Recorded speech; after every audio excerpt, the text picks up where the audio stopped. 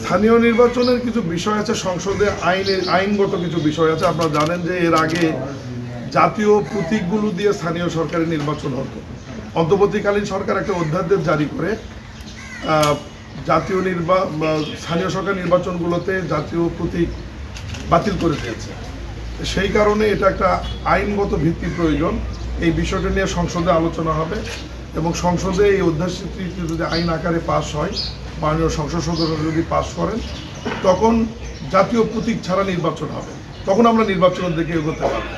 এই আইনটা পাস না হওয়া পর্যন্ত এই মুহূর্তে স্থানীয় সরকারের নির্বাচন নিয়ে আমাদের মন্ত্রণালয়ে কোনো সিদ্ধান্ত আমরা নিতে পারছি না। পার্লামেন্টে যদি এটা পাস হয়, মাননীয় সংসদ সদস্যরা যদি জাতীয় প্রতীক ছাড়া স্থানীয় সরকার নির্বাচনের আইনটি যদি পাস করেন, সেই ক্ষেত্রে নির্বাচনটা তো নির্দলীয় হবে। নির্দলীয় নির্বাচনে সাধারণত দল থেকেও কোনো নমিনেশন আমরা কাউকে দিব না। তখন ব্যক্তিগতভাবে কারা নির্বাচন করবেন না করবেন এই বিষয়ে তো সরকারের এত আমলের না বা খোঁজ নেওয়ার কোনো প্রয়োজন আছে তো মনে করি না। যারা জনপ্রিয় আছে, যারা প্রার্থী হতে চান, তারা দাঁড়াবেন।